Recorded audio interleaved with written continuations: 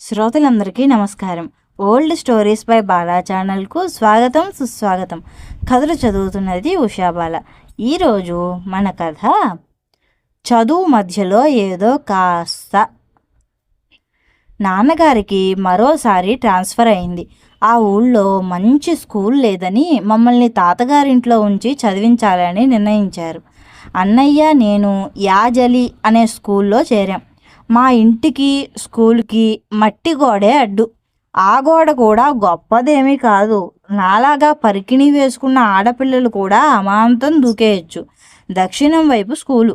ఒక పాత ఇంటిని స్కూల్గా మార్చారు. చుట్టూ పెద్ద సాపిడ్లు కట్టి మట్టి గోడలతో రూములుగా విభజించారు. నీలము, తెలుపు యూనిఫామ్ కుట్టించి స్కూలుకు పంపింది అమ్మమ్మ.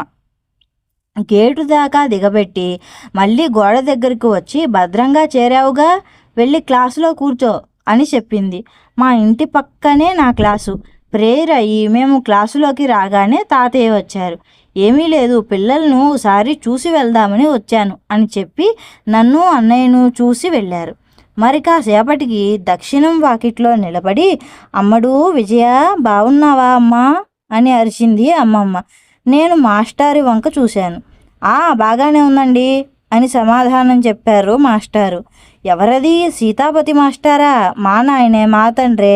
ఆ ముక్క దాని చేత చెప్పిస్తే వెళ్ళి పని చేసుకుంటానుగా బతిమాలింది. నువ్వే చెప్పు అన్నారు మాస్టారు. నేను బాగానే ఉన్నానమ్మమ్మ అని చెప్పాను. సోషల్ పీరియడ్లో వెంకటాచలం మాస్టార్ని, ఆ తర్వాత క్లాసులో తెలుగు మాస్టార్ని నా యోగక్షేమాలు అడుగుతూనే ఉంది. ఆ వేళటికి స్కూలు అయిపోయింది. పొద్దున్నే అన్నం వండేది అమ్మమ్మ. పచ్చడి, పెరుగు వేసుకుని సుష్టుగా తిని స్కూలుకు వెళ్ళేవాళ్ళం. మర్నాడు సోషల్ క్లాసులో మాస్టారు పాఠం చెప్తూ ఉండగా మా ఇంట్లోంచి చిలకడ దుంప కాలుస్తున్న వాసన వచ్చింది. నోట్లో నీళ్లూరాయి. పాఠం తలకి ఎక్కలేదు. ఇంటికొచ్చాక ఆ మాటే చెప్పాను అమ్మమ్మతో. నీకేమిటి? నాకు బాధ అనిపించింది. వేడివేడిగా బిడ్డలకి పెట్టలేకపోతున్నాను కదా అని దిగులు కూడా వేసింది అంది అమ్మమ్మ బాధగా. మరెలా అమ్మమ్మ, మన కష్టాలు తీరే దారే లేదా అన్నా. నీ బుర్ర పాదరసం, నువ్వే ఏదో మార్గం చూడు అంది అమ్మమ్మ. ఆవిడకి నా మీద అంత నమ్మకం ఉన్నప్పుడు మరి ఏదో ఉపాయం ఆలోచించాలి కదా. సరే చూద్దాంలే అని హామీ ఇచ్చాను.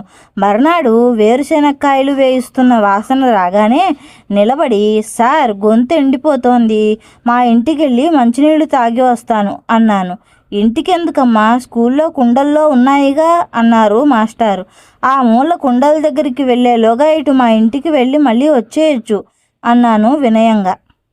సరే వెళ్ళు అన్న ఆయన మాట నోట్లో ఉండగానే గోడ దూకి ఇంట్లోకి వెళ్ళి శనక్కాయలు తిని మంచినీళ్లు తాగి స్కూల్కి వచ్చేసాను.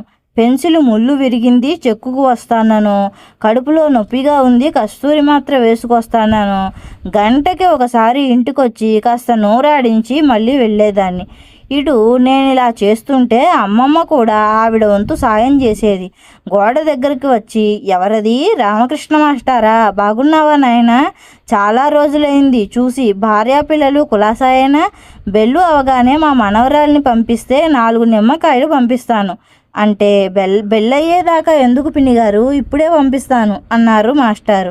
ఇంటికెళ్ళి 2 సున్నుండలు, 2 వేయించిన గుమ్మడి వడియాలు తినేసి నిమ్మకాయలు తీసుకుని వచ్చేసాను. అరటి దూట ఇస్తానను, మునక్కాడలు ఇస్తానను అంటే వెంటనే నన్ను పంపించేసేవాళ్ళు. నెల రోజులు అలాగే జరిగిపోయింది. రోజుకు 4-5 సార్లు ఇంటికొచ్చి పోయేదాన్ని.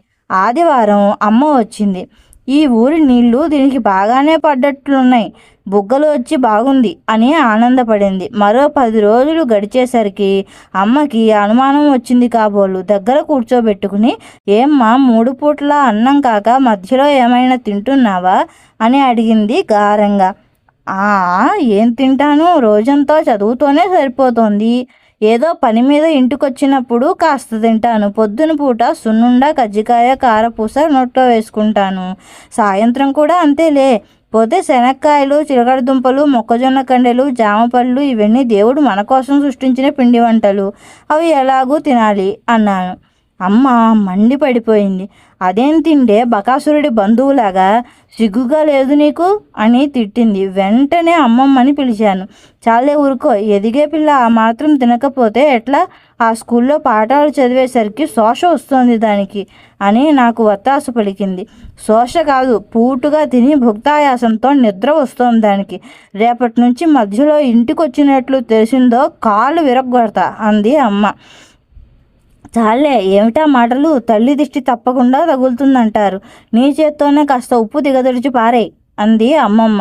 అది కాదమ్మా, స్కూల్లో పాఠాలు కష్టంగా ఉన్నాయి. ఆ మాత్రం తినకపోతే నీరసం వస్తుంది నాకు అన్నాను. పాఠాలు కష్టంగా ఉంటే కష్టపడి చదువుకోవాలి, అంతేగాని గంటకోసారి చిరుతిళ్ళు తింటుంటే వస్తాయా పాఠాలు? నీ బులిబుచ్చి కబుర్లన్నీ నా దగ్గర సాగవు అని గట్టిగా చెప్పింది. అంతేకాదు, ఓసారి స్కూల్కు వెళ్తే మధ్యలో రాకుండా చూడమని తాతయ్యతో చెప్పింది. దాంతో నా రాకపోకలు బంద్ అయ్యాయి. అంత మాత్రాన మేమెందుకు ఊరుకుంటాం? మర్నాడు పొద్దున ఇన్ని చిరుతిళ్ళు కాగితంలో కట్టి ఇచ్చింది అమ్మమ్మ. అవి పుస్తకాల సంచిలో పెట్టుకుని పెద్ద మరచెంబుతో నీళ్లు తీసుకుని స్కూల్కి వెళ్ళాను. ఏమిటమ్మా ఇది, యాత్రలకి వెళ్తున్నట్లు ఈ మరచెంబు ఎందుకు అని అడిగారు మాస్టారు. స్వవిషయాలు పరాయి వాళ్ళకేం చెప్తాం, అందుకే నాకు మామూలు నీళ్లు పడవు, కాచి చల్లార్చి తెచ్చుకుంటాను మాస్టారు అని చెప్పేశాను. ఏం చేస్తాం మరి, శతకోటి దరిద్రాలకు అనంతకోటి ఉపాయాలు. కథ కంచికి మనం ఇంటికి. ఈ కథ కనుక మీకు నచ్చినట్లయితే నా ఛానల్ను లైక్ చేయండి, షేర్ చేయండి, సబ్స్క్రైబ్ చేసుకోండి. మళ్ళీ మరొక మంచి కథతో కలుద్దాం. అంతవరకు నమస్కారం.